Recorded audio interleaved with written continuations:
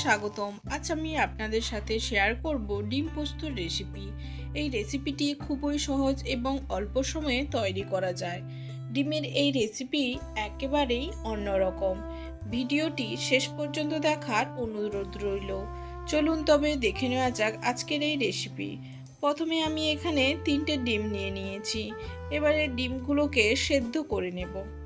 গ্যাসের ফ্লেমটা অন করে পরিমাণ মতো জল দিয়ে একে একে ডিমগুলোকে আমি দিয়ে দেব। আর এতে দিয়ে দেব পরিমাণ মতো লবণ।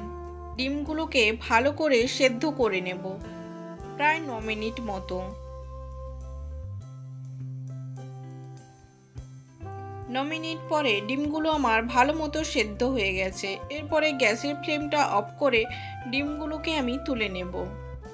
ডিমগুলোকে আমি তুলে নিয়েছি। এরপরে ডিমগুলোকে আমি ছাড়িয়ে নেব।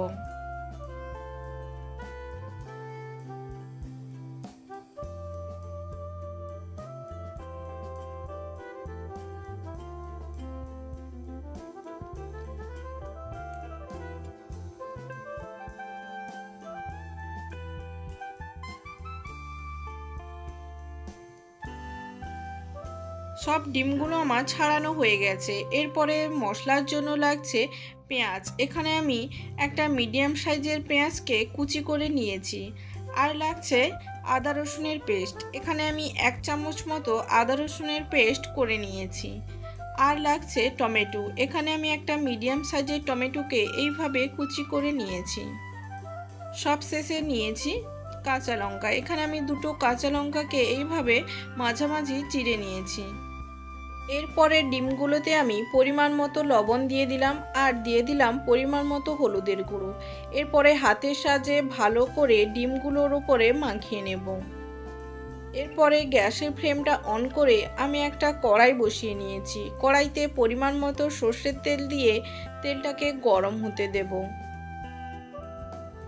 তেলটা গরম হয়ে এলে একে একে ডিমগুলোকে আমি ছেড়ে দেব। ডিমগুলোকে খুন্তির সাহায্যে নাড়াচাড়া করে প্রায় 2 মিনিট মতো ভেজে নেব। 2 মিনিট পরে ডিমগুলো আমার ভাজা হয়ে গেছে। এরপরে একে একে ডিমগুলো আমি তুলে নেব।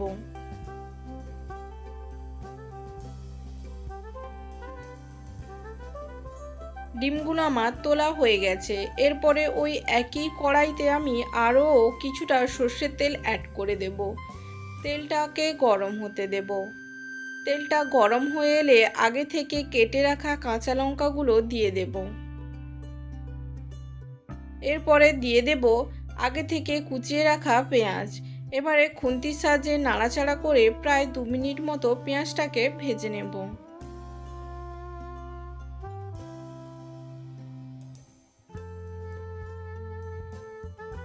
দু মিনিট পরে পেঁয়াজটা আমার হালকা ভাজা হয়ে এলে তাতে দিয়ে দেব আগে থেকে কেটে রাখা টমেটো।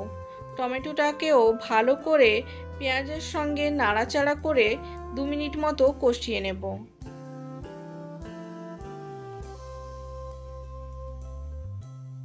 টমেটোটাও আমার ভালো মতো কষানো হয়ে গেছে। এরপরে এতে দিয়ে দেব আদা রসুনের পেস্ট। আদা রসুনটাকেও আমি মশলার সাথে ভালো করে মিশিয়ে কষিয়ে নেব। ততক্ষণ কষিয়ে নেব যতক্ষণ না এর কাঁচা গন্ধটা চলে যায়।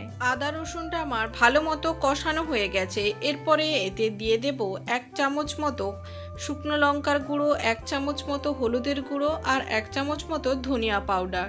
সব উপকরণগুলো খুন্তির সঙ্গে নাড়াচাড়া করে আবারও ভালো মতো কষিয়ে নিতে হবে।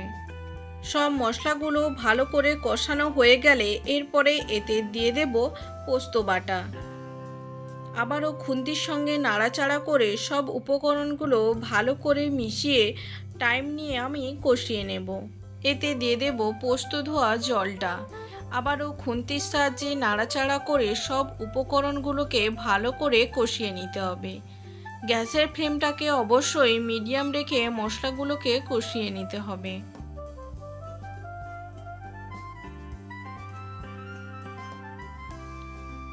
মশলাগুলো আমার ভালো মতো কষানো হয়ে গেছে। মশলার গা থেকে কিন্তু তেল ছেড়ে দিয়েছে।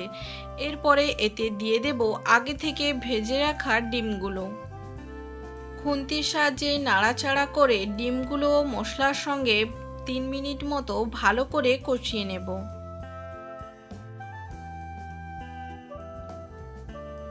3 মিনিট পরে মশলার সঙ্গে ডিমগুলো আমার ভালো করে কষানো হয়ে গেছে। এরপরে এতে দিয়ে দেব পরিমাণ মতো জল। এখানে আমি গরম জল ব্যবহার করেছি, আপনারা চাইলে এখানে ঠান্ডা জলও ব্যবহার করে নিতে পারেন। এরপরে এতে দিয়ে দেব স্বাদ মতো লবণ। এবার এটাকে আমি 4 মিনিট মতো রান্না করে নেব। ফুট উঠতে শুরু করে দিয়েছে। আপনারা বাড়িতে অবশ্যই একবার হলেও ট্রাই করবেন আর আমাকে কমেন্টের মাধ্যমে জানাবেন যে আজকের এই রেসিপি আপনাদের কেমন লেগেছে। 4 মিনিট পরে রান্না কিন্তু আমার একদম রেডি। এরপরে গ্যাসের ফ্লেমটা অফ করে 5 মিনিটের জন্য আমি স্ট্যান্ডিং টাইমে রেখে দেব। 5 মিনিট পরে দেখুন বন্ধুরা, দেখতেও যেমন সুন্দর হয়েছে আর খেতে কিন্তু দুর্দান্ত লাগবে। আশা করছি আজকের এই রেসিপি আপনাদের ভালো লাগবে। যদি ভালো লেগে থাকে তাহলে অবশ্যই লাইক কমেন্ট শেয়ার করবেন আর আমার এই চ্যানেলটিকে সাবস্ক্রাইব করতে ভুলবেন না যেন। নমস্কার, আজ এই পর্যন্ত, দেখা হবে আবার নতুন কোনো এক রেসিপি।